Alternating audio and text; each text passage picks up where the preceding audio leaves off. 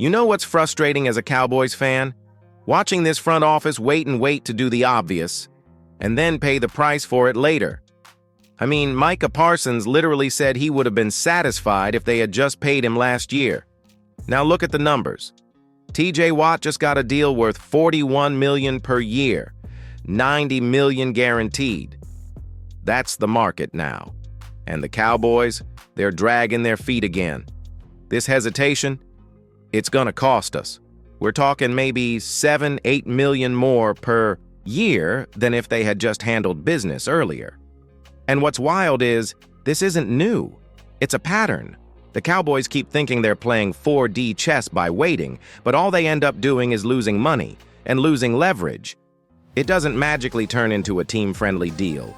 It doesn't help us sign more guys or build better depth.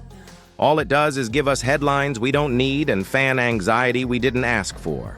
It's hard being a fan when you see the mistakes in real time, and there's nothing you can do. You just sit there watching the value rise while they hesitate. Imagine how different this offseason would feel if Micah had already been locked up. If we could just focus on football instead of playing the will they or won't they game. Parsons is the kind of guy you build around, not negotiate with into July. And yet, here we are, again. Let me ask you something real quick. Do you think the Cowboys should have locked up Micah last year? Drop a quick yes or no in the all comments. I want to see how many of you are feeling the same frustration I am right now. And hey, if you're tired of the front office waiting until it's too late, hit that like button. Let's show them we see what's going on. And make sure you're subscribed too. We're pushing to hit 15,000 subscribers, and every single one of you helps us get there. Let's keep this community strong. So let's talk about this Von Miller situation for a second, because I know a lot of people saw the news and thought, oh no, the Commanders just signed Von Miller. That's a problem. And I get it. The name Von Miller still carries weight. Super Bowl champion, future Hall of Famer. But here's the thing. Are we talking about the Von Miller of 5 years ago? Or the Von Miller of right now? Because if we're being real, the production just hasn't been there. Over the last 3 seasons, Von has 14 sacks. Now I want you to sit with that number for a second.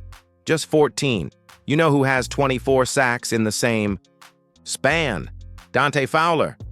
Yeah, our Dante Fowler. The same guy people keep treating like a rotational afterthought. And that's where we fall into this trap as fans, and even some front offices do too. We get caught up in the name. We hear Von Miller and the memories come flooding back. That guy that wrecked offenses, took over games, won Super Bowls. But that guy, he's not the same dude anymore. And yet Dante Fowler quietly, with far less fanfare, has outproduced him, even in a part-time role. With us, you tell me, who's actually helping their team more right now? It's not about who was great in 2015, it's about who's producing in 2025. Let me ask you this, who would you rather have on the field this season, Von Miller or Dante Fowler? Drop it in the comments. No shame either way, just be real about it. And if you're the kind of fan who wants more than just hype, someone who wants stat-backed, straight-up Cowboys analysis, this is your place. Hit that subscribe button. We're getting closer to 15K, and you being here makes all the difference. And while you're at it, go ahead and like the video if you're tired of people overlooking Fowler.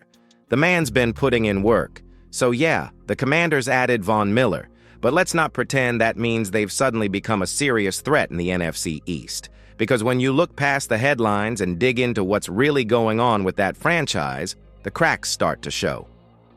Let's start with the Terry McLaurin situation. That thing's getting messy. Contract issues, tension behind the scenes. And McLaurin is supposed to be one of their leaders. You don't build a stable contender with that kind of friction inside your locker room. And it gets worse. Their stadium situation? A total mess. There's talk that their stadium deal might fall through, costing them millions, and even putting their bid to host international events like the Women's World Cup in jeopardy. That's not just bad PR. That's long-term. Financial uncertainty. You really think that's the kind of environment that breeds championship football? Because I don't. The Commanders made a surprise run last year. Sure, No one expected them to go deep. But let's not crown them off one season. We've seen teams flash for a year and fade just as quickly. That Von Miller signing might get people excited, but the version of Von they're getting isn't the game wrecker from Denver. Meanwhile, they've got big-name distractions, unresolved, contracts and ownership still trying to steady the ship. So ask yourself, are the Commanders really building something, or are they just collecting headlines? I want to know what you think. Are the Commanders legit, or are they just another NFC East hype train waiting to derail? Drop your prediction in the comments. Where do you see them finishing in the division this year? And while you're at it, don't forget to hit that subscribe button. This is Cowboys News TV. We keep it real, no fluff, no fanboy spin. Just the truth every Dallas fan needs. Like the video if you're not buying the Commanders' hype, and let's keep this conversation going. Because when the real games start, it's not the names that matter, it's the wins. Man, you can almost feel it. Football is finally back. The off-season distractions, the speculation, the endless what-ifs, it's all about to take a back seat. The team charter is set to land in Oxnard on Sunday, and that means one thing: training camp is here. Finally, we get to talk about what actually matters: football on the field. It's been a long road to get here, filled with drama, contract debates, fake rumors, and more headlines than highlights. But that changes now. We're done talking about practice in the abstract. We're talking real practice, pads on, roster battles, position updates, coaching decisions, all the stuff that actually shapes a season. And I don't know about you, but I'm more than ready. This offseason felt endless. One storyline after another, some real, some manufactured. And through it all we've wanted is to get back to what this team does best: compete, hit, work, grind. This next stretch is where rosters are made, where surprises emerge, and where coaches really get their fingerprints on this squad. It's also where you start seeing which guys are locked in, and who's just along for the ride. And for us fans, it's our time too. We finally get to shift gears from guessing to watching.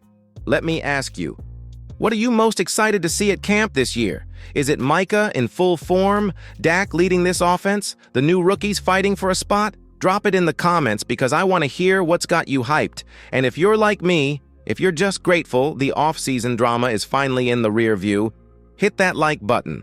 Let's celebrate the return of real football. And while you're here, make sure you're subscribed. We're trying to hit 15,000. And if you're riding with us into this new season, we want you on board. From here on out, it's not about headlines, it's about helmets. Let's go.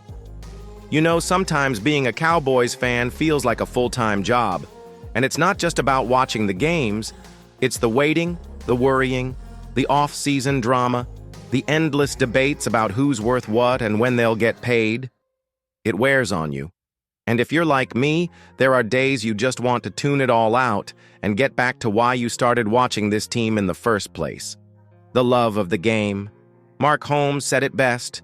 Sometimes you just wake up tired, but you keep pushing. He's building furniture for his daughter, managing 2 job sites, and still finding time to talk football with us. That's the grind, and it reflects what a lot of us feel. Life's busy, things pile up, but when you care about something, whether it's your family or your football team, you make time. You show up. And that's what this fan base does better than almost any other. We show up. Through the ups, the heartbreaks, the questionable front office decisions, we're here.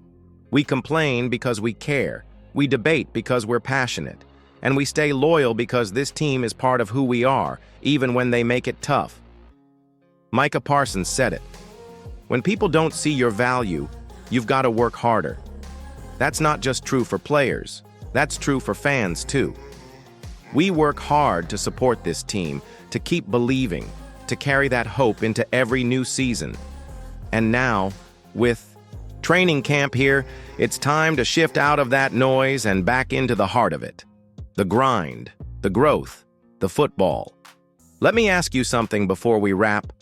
What keeps you loyal? Year after year, no matter what keeps you repping the star? Let me know in the comments because I promise you're not alone. And hey, if you believe in this team, even when it tests you, subscribe and ride with us. We're building something real here, and you're part of it. And before you go, tell someone you love them today. And tell them the Cowboys are coming.